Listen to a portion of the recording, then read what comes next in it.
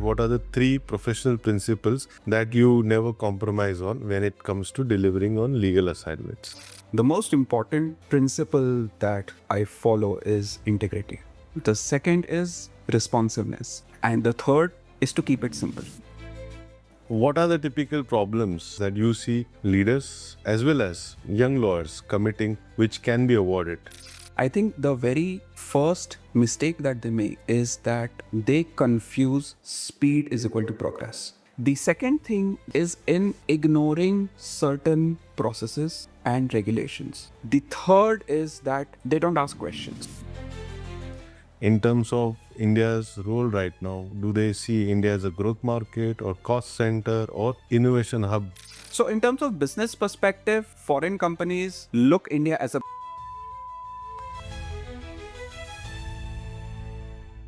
Welcome everyone to the brand new episode of Due Diligence with Rahul.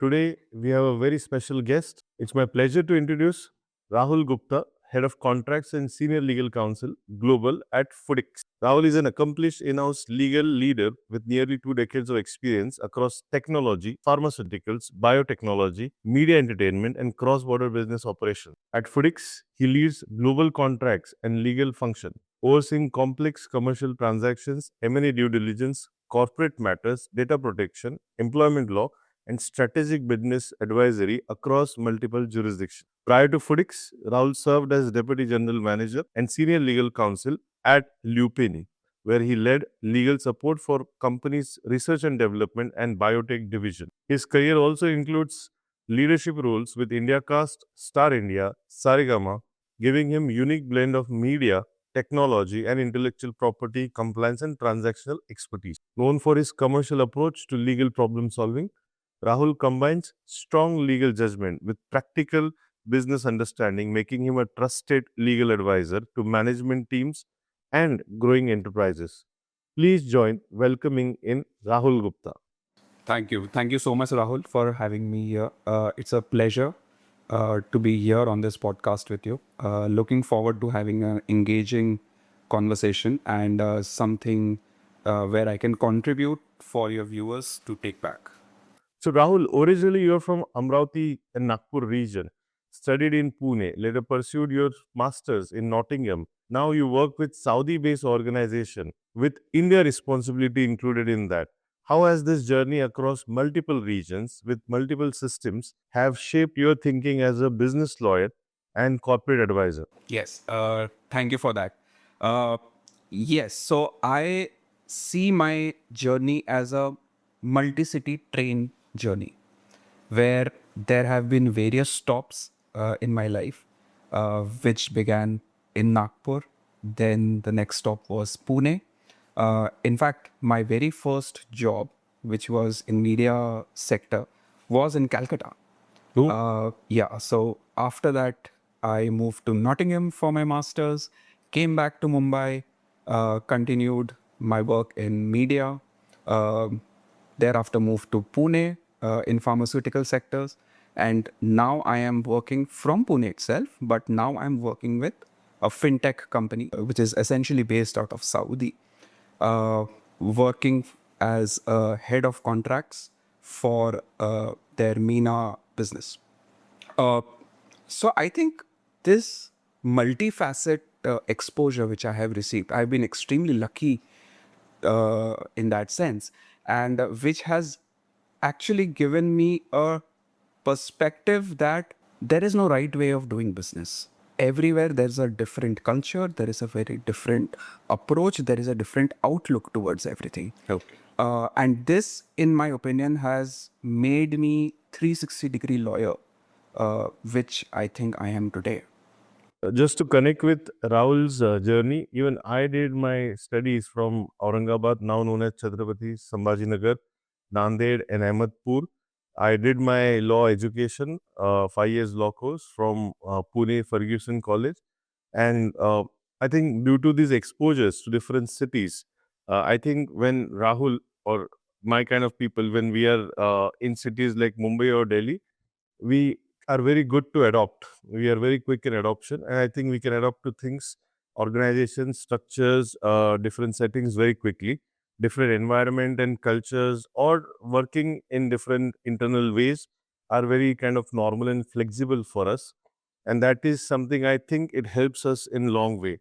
The multi moving to a different region is never a challenge for us to go with.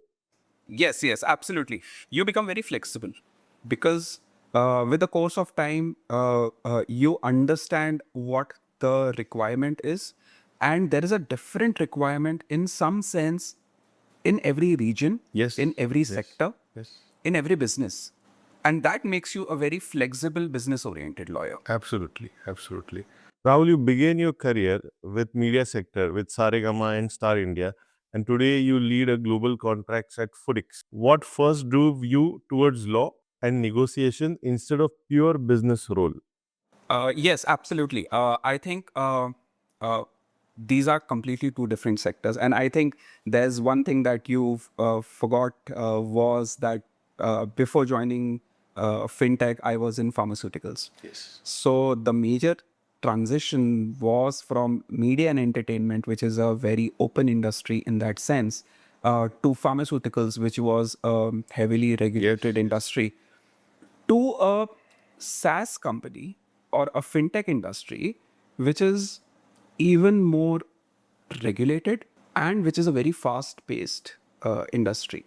I think the transition has been not that easy, to be very honest Can with I you. guess? There are challenges which comes with it. However, if a person is adaptable, if the person is willing to learn, I think there is no challenge which he cannot overcome. And I think my attitude to be willing to learn, to understand what the business wants, I think this is something which has made me adapt to the industry better and grow within the industry itself.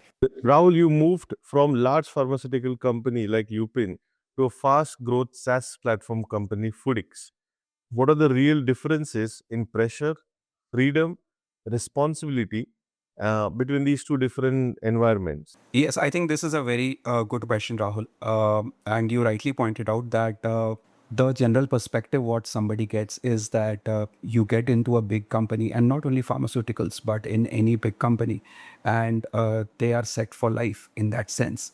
However, you need to consider such companies, they have their own sets of challenges. I very often give an analogy that pharmaceutical sector is like a cruise ship. It's big, it's driven by regulations, it is slow moving, but definitely it is moving.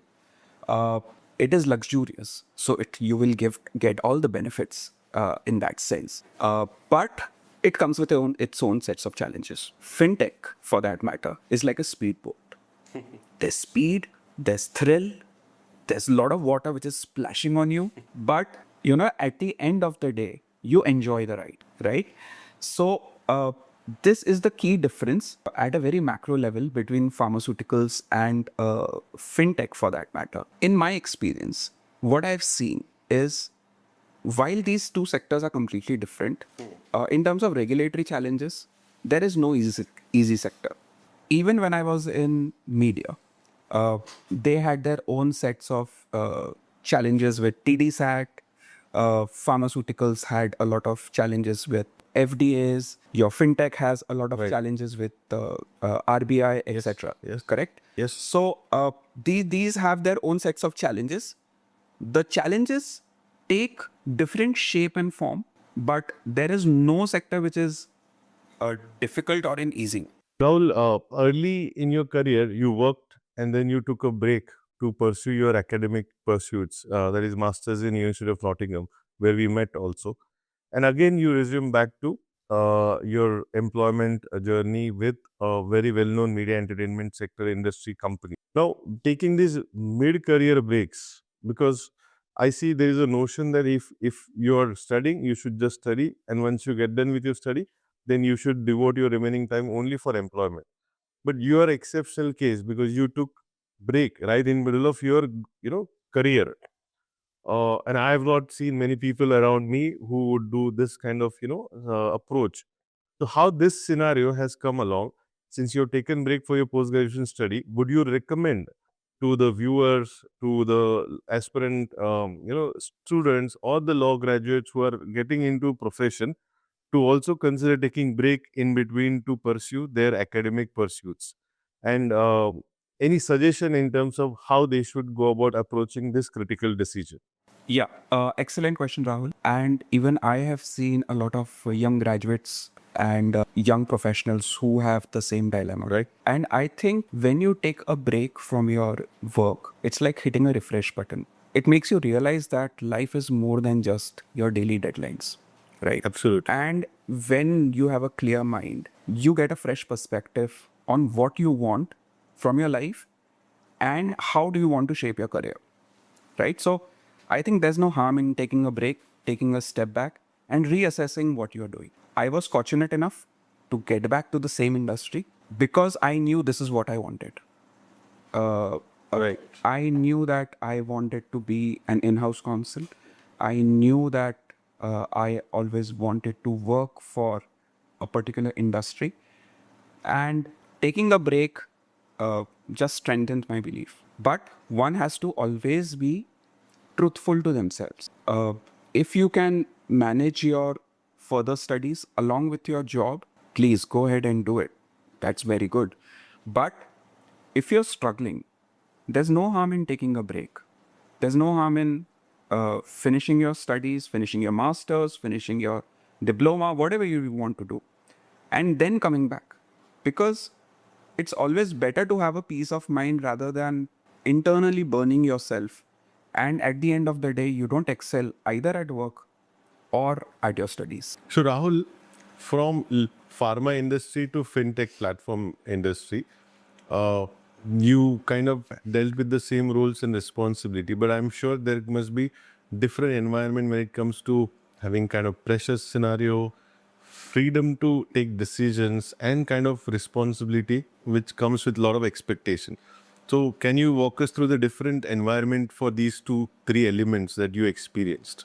Yes. So, like I said before, consider pharmaceutical industry as a cruise ship, right? It's huge. It moves slow. It has a lot of processes. It is highly regulated. The risk appetite in pharmaceutical industry is lower compared to any other industry. That's what I feel. Okay. Uh, there is a lot of heavy investments. And that is In R&D kind of activities. in R&D activities, yes. So if a company is, say, investing about $100 million a year in R&D, Yes. it is about 15 years later that they are going to get returns over it. 10 to 15 years of waiting period is there after investing into R&D. So when you start with a innovative product, right, and you start investing, so the journey of an idea of an innovative product to the development, to clinical trials, to getting regulatory approvals, to manufacturing, to scaling up the manufacturing, right, to distribution and sales. There is a period of at least 15 years. Wow. This is the timeline that we are looking at. So the risk appetite in that sense is low. It's heavily regulated, and that is why it's a slow moving cruise ship. Yeah. Fintech industry. But do you get freedom to decide anything internally? Like as a legal professional, does it, then it is more restricted for you also to operate in that sense, right? Collective decision making must be there, hierarchy approach is there, like those things. Yes, yes. So in terms of business and strategy, there has to be cohesion. There has to be collective decision making. This is at a macro level what I'm talking about. At a micro level within the departments are much more structured. So if you are in a litigation vertical or whether you're in a contracts vertical, or compliance for that matter. So it is very structured department.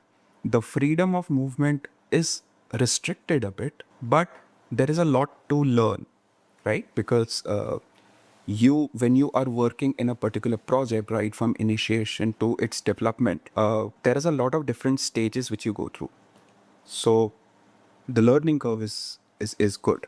I was very fortunate when I was in pharmaceutical industry to work with a company which had its global R&D headquarters in Pune.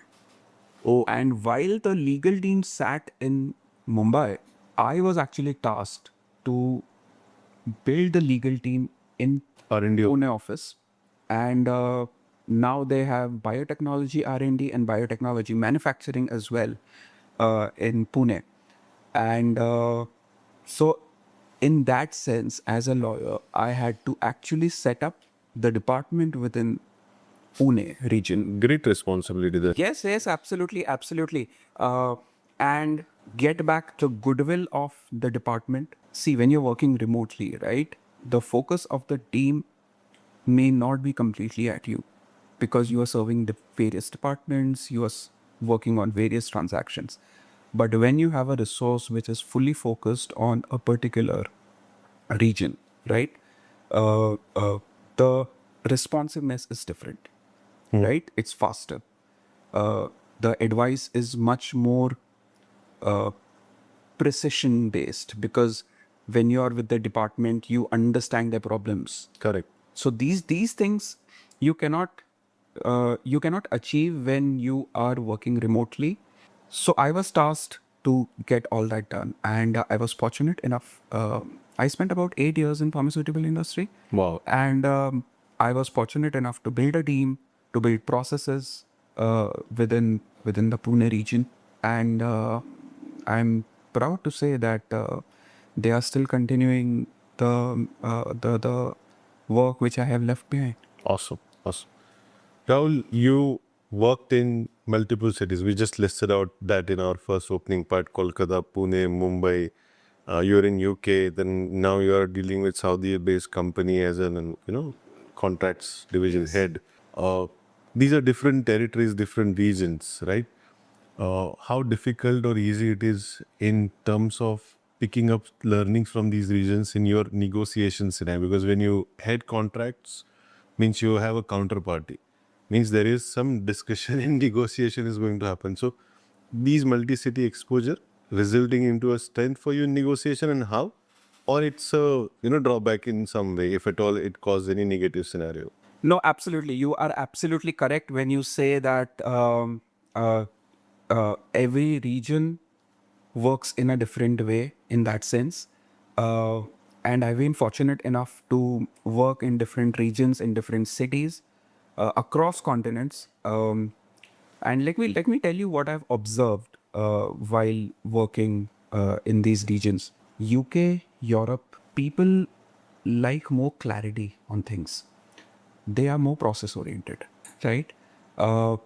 Middle East, any transaction is based on trust and relationships, right? In India, people want practical solutions to everything, right? So you see, if an Indian client Very clear distinction, right? Someone likes clarity, someone likes relationship, and someone wants only practical yes, approach to absolutely, job. absolutely. Uh, so in India, even you as a practicing advocate, I'm sure you may have Indian clients who would come and say that I want to get this done. Tell me how, Yep. right? So they want a practical solution. Come what may, they want to achieve it, Yes. right? Very true. If you will, if you come across, say, somebody who's working or who's based out of Europe, for that matter, they would want to list out what is the process, what is the clear objective, how am I actually going to achieve this particular step, Right. right? Right. And what I have seen while working in the Middle East, especially Saudi and Emirati companies, is that they are more working on relationships. Correct. There is more interpersonal trust which builds amongst them. Very true. I just to add in something. Recently, we started working with a Japanese company, and again on the culture and relationship part and solution-oriented approach part to go about it. Conversation took place virtually. We kind of gave them a proper in-depth presentation on their requirement and everything. We got through and we are now executing the work. But the approach from day one was so clear that on day one, after engagement, they asked us that these are our timelines. Are there any problems with these timelines? We want to actually conclude everything by so and so date. And they asked us to confirm on every aspect of it. Then they asked, what are you going to need for all those activities? It's a merger acquisition transaction that we're doing for them. Indian company is a target company. But the specifics and the clarity that they proposed to have through and through, and at every stage, they were focusing only on that specific stage related work. And nowhere they were asking us to jump into any other thing. Neither a single conversation went outside the framework of that specific stage. Whenever we were discussing, whenever we ended up talking about the subsequent stage, they requested, let's focus on this stage only. Yeah. I really like the discipline approach. I think there is this uh, bamboo theory or something they call it, like how you have particles in the bamboo structure, right? Yeah. Like that, you need to split your uh, activity or assignment or work that you are given, and till the time you don't finish your first part, don't look at the other part Yes, at all to go about it. And as you mentioned about UK, in our earlier sessions, we had a guest who taught us or explained us about the concept called KISS, keep it simple and stupid kind of thing. And again, that was coming from his exposure to Northern American country-based, experience and exposure. So multicultural approach ultimately brings a lot of strength to profile of professionals like you and me. And I believe that exposure will always help us in building more and more strength on having better negotiation skills to go about. Moving from the skills to principles now. Across your professional journey, Rahul, what are the three principles, professional principles, that you never compromise on when it comes to delivering on legal assignments? Yes. So I think the most important principle that I follow is integrity. Okay. So firstly, doing the right thing when nobody is watching. I think that is extremely important. Uh, Also, saying or conveying what is correct for the company rather than what they want to hear. Correct. I think this is very important Right. as a lawyer. The second is responsiveness. You have to be responsive to your clients. Yes. And the third principle that I follow is to keep it simple. You can have complex questions and you can have complex scenarios in front of you.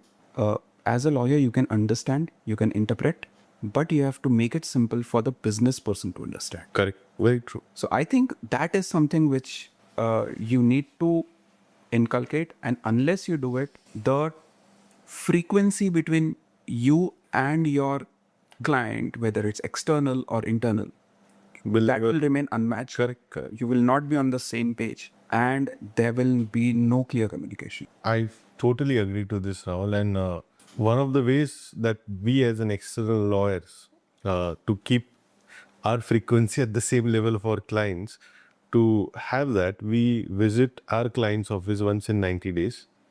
And we kind of go without any agenda. It's not to review or preview our work assignment. It's simply to have conversation and learn about their industry from them, which in turn results into a lot of conversation that may end up around our assignment also. But that's where we get our frequency realigned again, or we retune it in the frequency language I know about. Absolutely. And I think that's very critical, because lawyer just giving legal solution is not the need of today.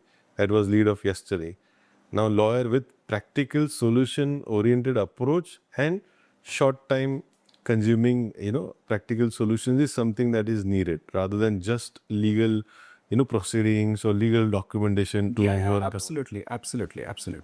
So Rahul, having worked in multiple industries like currently Fintech, then earlier Pharma, and then before that media entertainment, what are the typical problems or typical decision errors that you see leaders as well as young lawyers committing, which can be avoided?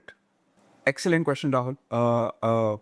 And I think I've been fortunate enough to work in a big organization, a medium sized company, and now with a startup. And I think the very first mistake that they make is that they confuse speed is equal to progress. True. True. Yeah. So that is one thing which people need to understand, that if you're running fast doesn't always mean that you're going to win the race. We have all heard about the tortoise and the hare story. Yes. Yes. Yeah. The second thing that they make error is in ignoring certain processes and regulations. They like to cut corners to achieve objectives faster.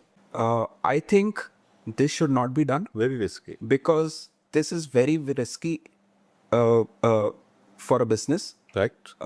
You cannot avoid, or you should not avoid, long term business risk for short term gains. I think this is very important. The third is that they don't ask questions. So, what do I mean by that? If something has to be done in a particular way, why is that? Why does it have to be so? Right? This often leads to misunderstanding, which snowballs the entire situation at a later stage. So I think this is something which people have to consciously keep in mind and maintain a very clear line of communication, so that a small problem do not escalate. Moving to IP, how this has evolved and what are the factors because of which IP has become a commercial and valuation driver for any enterprises? Yes, very good question, Rahul. And IP has been the flavor ever since we have been students Yes, at yes. Nottingham. And again, I was fortunate enough to work with a media and entertainment industry where IP is one of the most key assets, right? Heart and soul of industry. Yes, IP absolutely. is heart and soul. So my very first company was a music label, one of India's biggest music label, and sound recordings, musical work, lyrics. That was the key bread and butter for them. From there, I moved to television broadcasting, where again television shows again was an IP. The movies that we used to acquire and then license it out, etc. So yes, so IP I have seen evolving a lot. Uh, the key difference which I have noticed over the years is that intellectual property earlier was just a compliance tick box. Okay. Very true. Now it has become part of the major strategy for any business. Now people have started to realize the importance and the worth of intellectual property in terms of company valuation, Right. in terms of business growth, uh, uh, and which is a good thing. Uh, However, what I see right now, or still, is that Indian market is a bit reactive when it comes to intellectual property. Uh, uh, it is still one of those things which people say we'll do it later. Which is very I'll give you an example. risky, right? Which is risky, yes, and it overall reduces your company valuation. I'll give you an example. We are so in my current organization, we are actually proactively going and registering IPs, even in regions where we are not currently operating in. So whether you talk about Europe, Americas, possibly India, uh, uh, we don't have operations in these regions, but we are registering our intellectual property because it overall increases the valuation of the company, Correct. and it gives you a head start in that sense in those regions whenever you decide to get in. Correct. So I have not seen such a proactive approach in my career in India, and that is why I say that we are very reactive Agreed. in that sense. No, now I totally agree. This is also for the startup founders, MSME businesses, that your IP is the most critical thing and you should not delay that decision of registering, because we see many of the startups, that get into fundraise, or many investors that are looking at investing into startup, they are asking about where is the IP registered. And famous case of Rolls-Royce, as we know, asset was in one company's name, but the name of the company Rolls-Royce was in other company's name, and that also became a great case study as to how critical you have to treat IP as asset. And unless until you don't have IP involved in the kitty of your asset, it's not a complete kitty that you are buying when you are acquiring any company. So very valid point, and Indian businesses should understand the importance of that and not to delay it. I think with your guidance, Rahul, corporates that you are associated with, they are already registering IPs across the globe, and such approach should be taken by all businesses. They should not think that is an asset. IP registration as an expense, but it's a value addition to your company. Sooner you do it, better for you. Later you do it, more challenging it is going to become for you. Yes, yes, absolutely. And I'll tell you a very funny incident. Yesterday only, I was actually talking to a friend of mine, and he owns a business in central India, and he called me relating to registering one of his trademarks, and I said that okay, we can register it. This is the process, blah blah blah. I told him everything, and then I told him that, you know what, we need, do you want it to register as a ready to use, or do you have some prior usage? Can you show some prior usage, say in form of an invoice or anything? And he said, yeah, we've been using it for the last 25 years. And I'm like, you have been using this particular trademark for 25 years and you didn't even think once about registering it, and it's one of the large electronic brands in central Part of India. central part of India in Madhya Pradesh. And I was flabbergasted. I told him, boss, let's get it done ASAP. This is not for me, but this is to protect your business. Already when surprising to see multiple decades businesses are in operations and they subsequently realize, oh, in my knowledge and my experience, many of the cases that are coming forward to register their IP is only when they realize that their name has been used by somebody else. That time they suddenly wake up and then they will start looking after IP as a serious, necessity or registration license to have with them. Moving to another aspect of situations where, Rahul, you were challenged, your knowledge, your exposure was put to a test, where you had to overcome certain hurdles in your journey. So which your industry that you're part of, wherever you faced any situation which kind of tested your mettle, can you share something on that?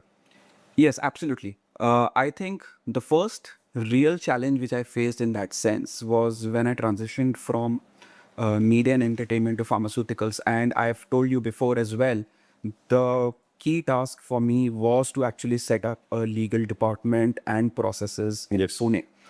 So that was one of the first challenges that I faced in that real sense. But this is less of law, more of a team member, team player, management kind of play, Yes, right? yes, absolutely, absolutely. Because in that sense, I realized that I had actually stepped up Yeah. in my work profile and my designation, because this was going beyond law. This was where you had to manage relationships. This is where you had to build up processes, etc. However, I think the biggest challenge which I faced was transitioning from pharmaceuticals to fintech. And I'll tell you why. Because I had moved on from pharmaceuticals to fintech, which was not based in India, but which was based in Saudi Arabia. Now, this brought its own set of challenges. So I had to, firstly, I was working remotely. I had to work during Saudi times. So, of course, I was working late. I was starting late. Time difference, what is it? 3 hours? It's 2.5 hours. So the setup is such that we have a lot of people who work remotely. So they work from Europe, they work from Far East Asia, they work in India, Pakistan, etc. But we all log in at Saudi 9 a.m. Which is India time? Which is India time 11:30 a.m. Okay. And then it goes on till 9 p.m. India time. And if you're working a couple of hours late, then 10, 11, goes Day- like a snap. Yeah. So So the timing was an issue, the culture was an issue, the set of people, their mindset is very different.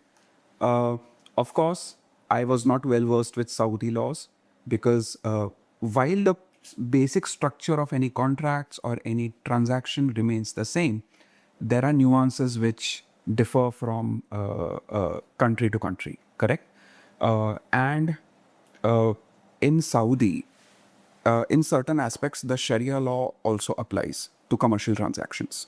Not everywhere, but in certain aspects where the law is not clear, they refer to Sharia law. So, all this actually made my transition from pharmaceuticals to fintech very challenging. It actually tested my mettle in that sense. Uh, but yeah, when you have the will to learn, to adapt, I think you will always come up as a winner. Interesting. Now that you mentioned Sharia law, so that means we're talking about foreign laws.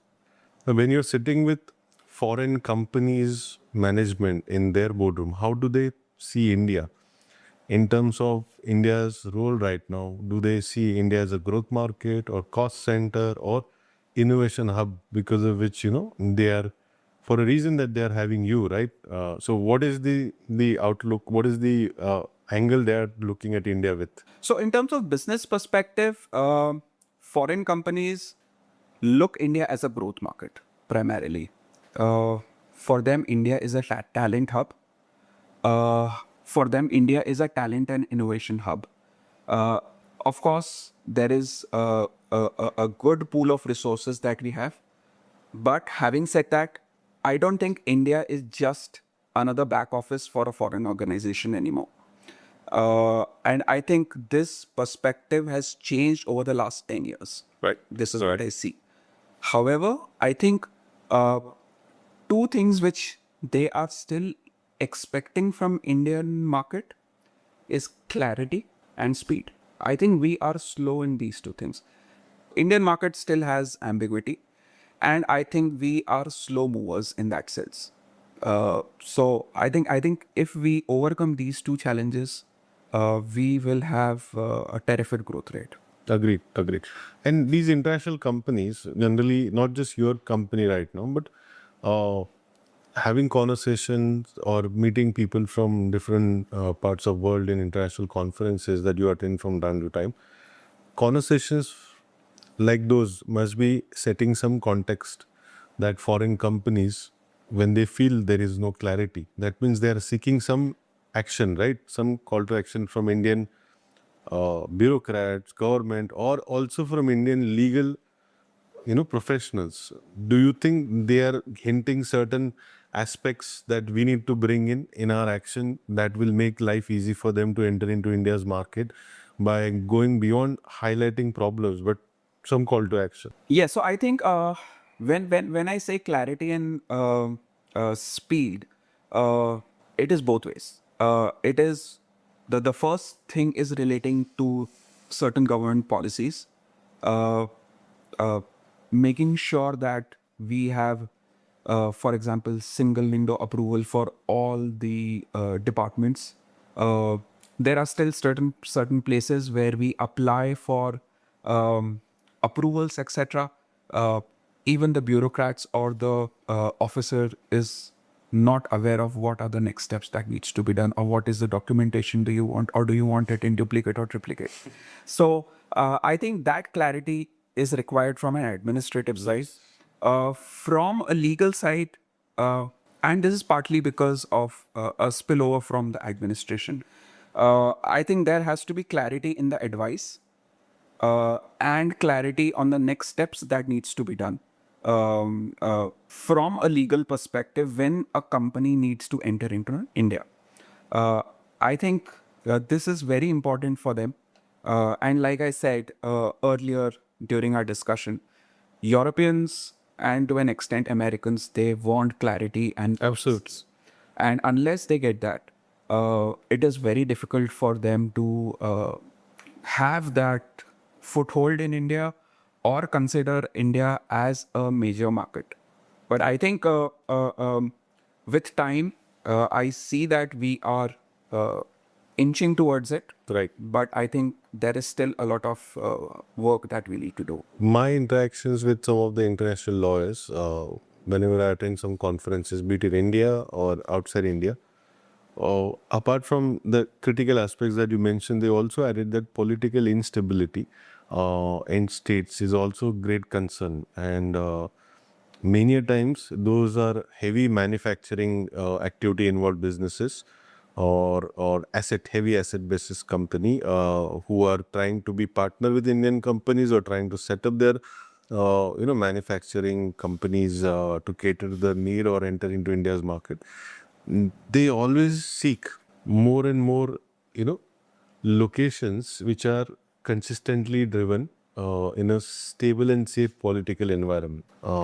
And a lot of time, like for example, this World Economic Forum, which is happening in Davos, political leaders have to go from India there. Yes.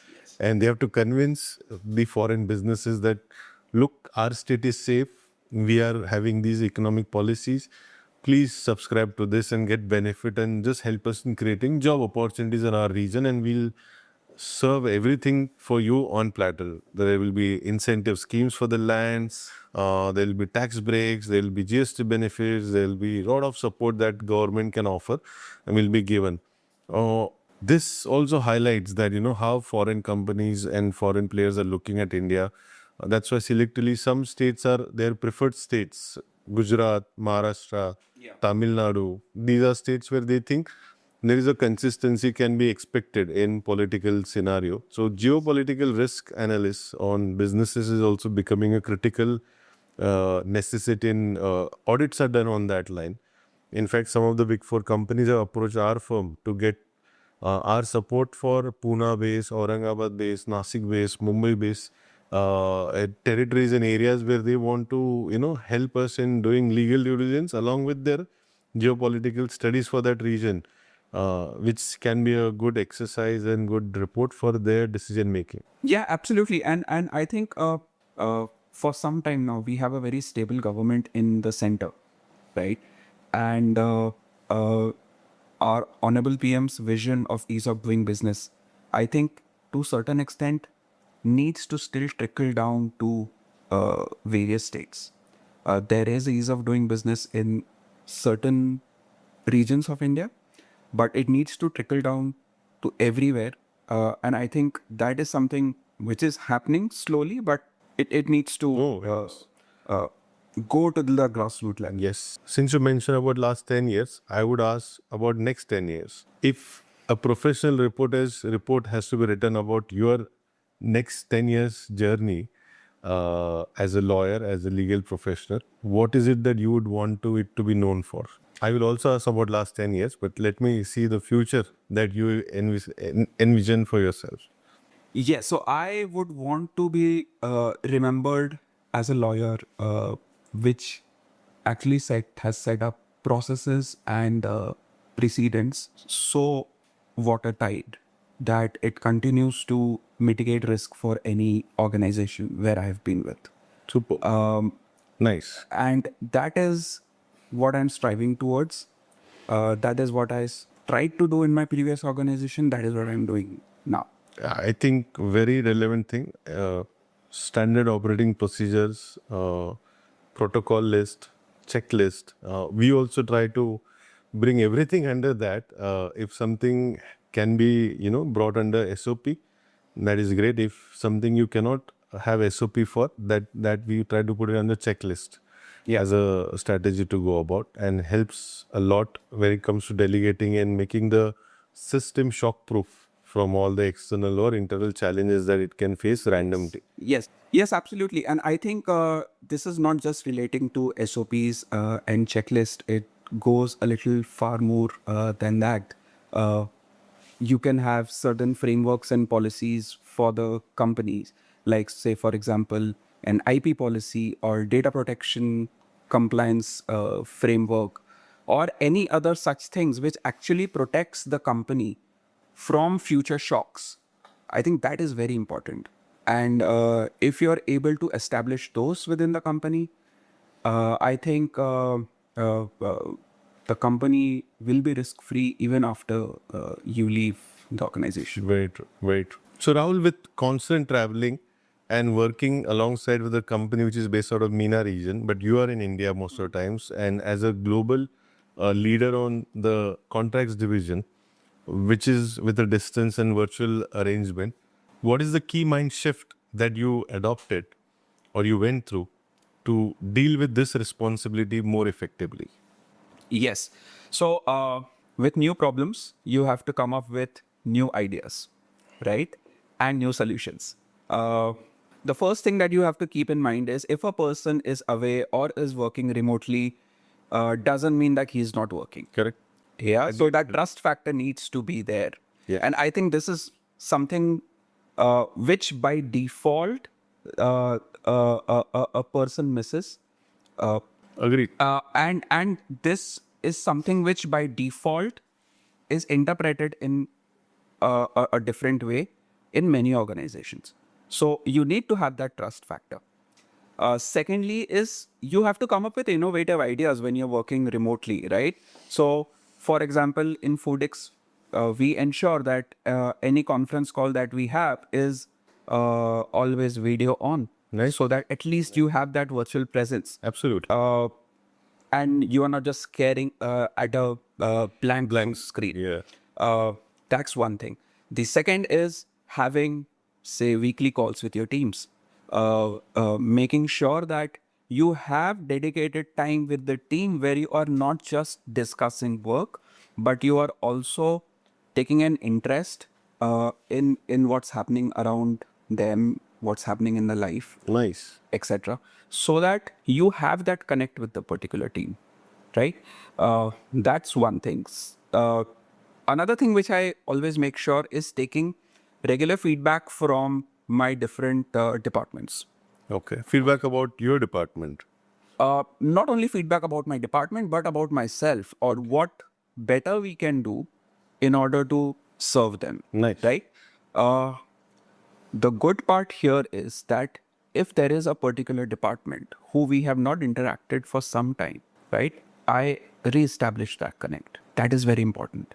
Nice. It's not that I've forgotten them, or it's not that, they are not coming to legal for their work. But if you show that proactive engagement, if you show that interest, that has a different impact. I agree. I totally agree.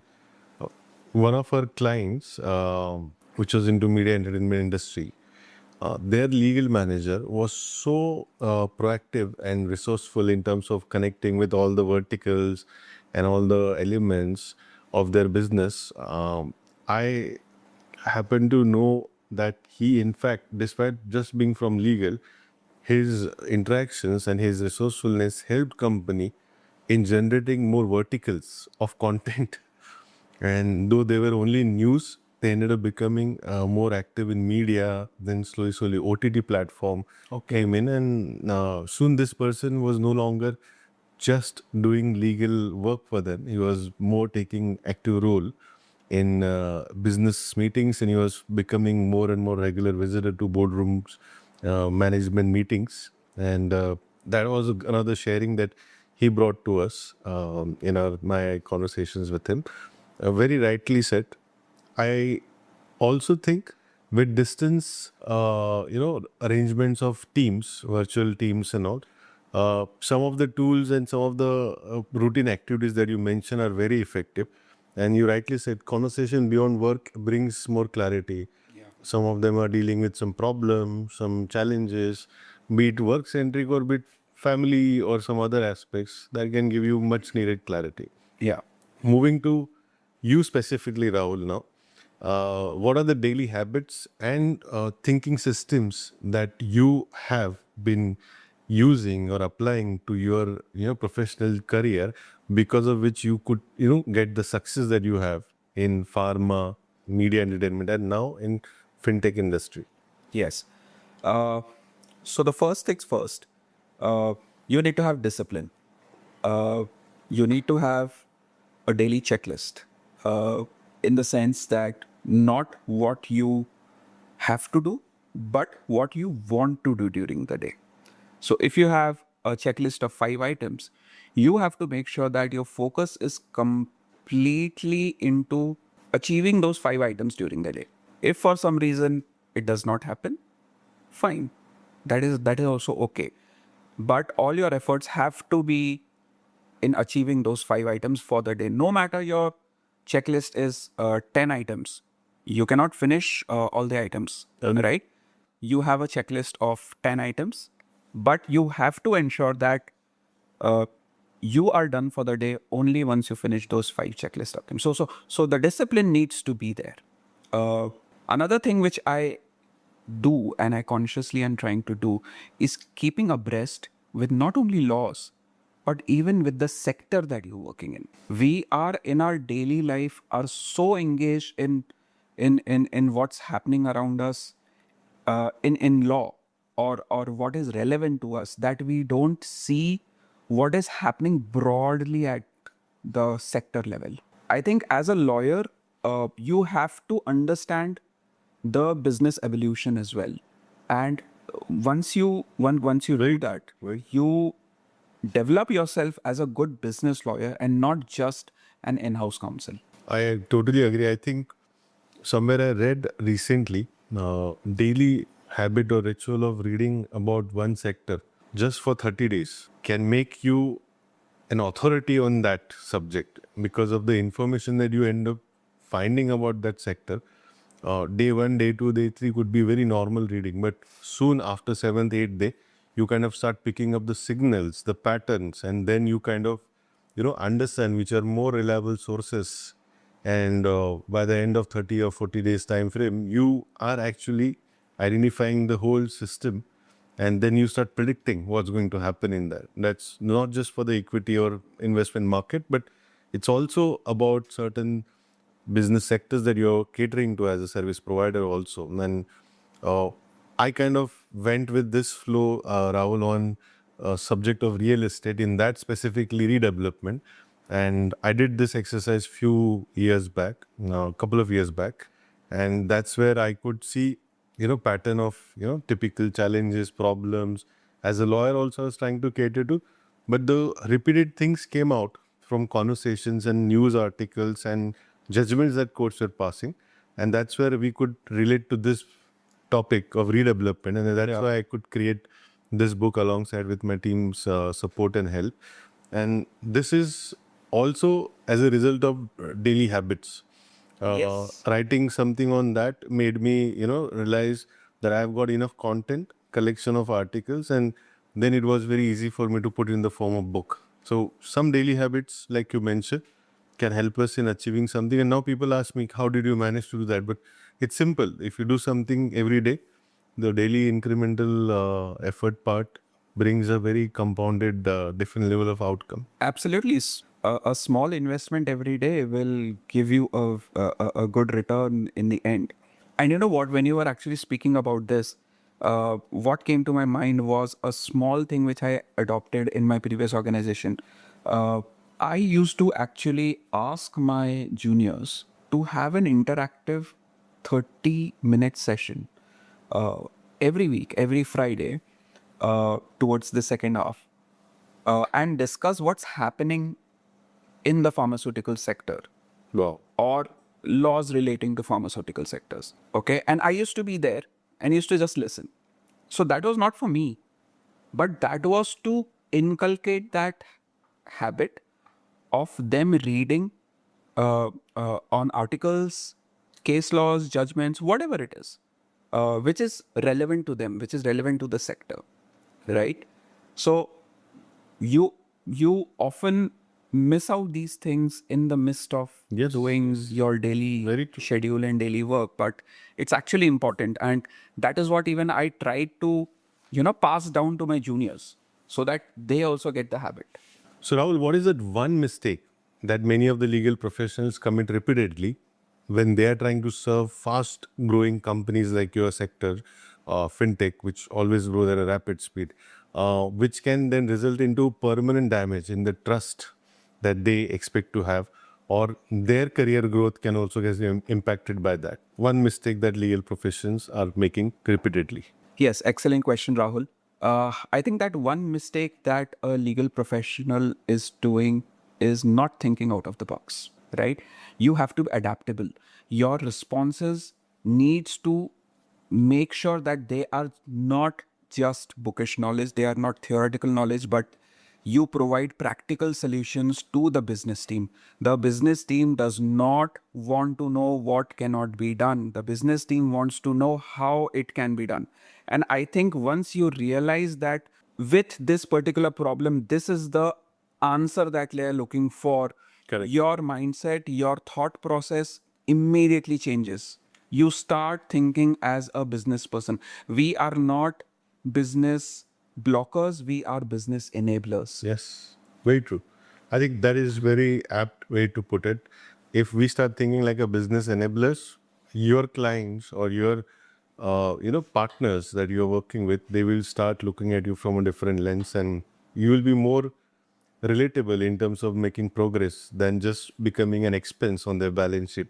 Yes, absolutely. Absolutely. All right, Rahul. Thank you so much for giving such great clarity and some spontaneous responses to all the questions that we had. You've been really, really informative, and there's a lot to learn from this conversation for me, first to begin with. And I'm sure a lot of legal professionals, students, as well as business owners, they'll understand as to why you need to have your team of lawyers, in-house counsel, especially even if they don't have experience of your industry, but they'll be bringing much more than what you expect to go about. And you will be the best example for that to go with. So thank you again. And it's a great session that I had today. And as I said in the beginning, this is a special session, special episode, because I'm sitting with my very, very dear friend and my mentor in many ways, who has helped me in settling down in Mumbai in initial days and has been continuous support system for anything and everything that I've been doing with my career. Thank you so much, Rahul.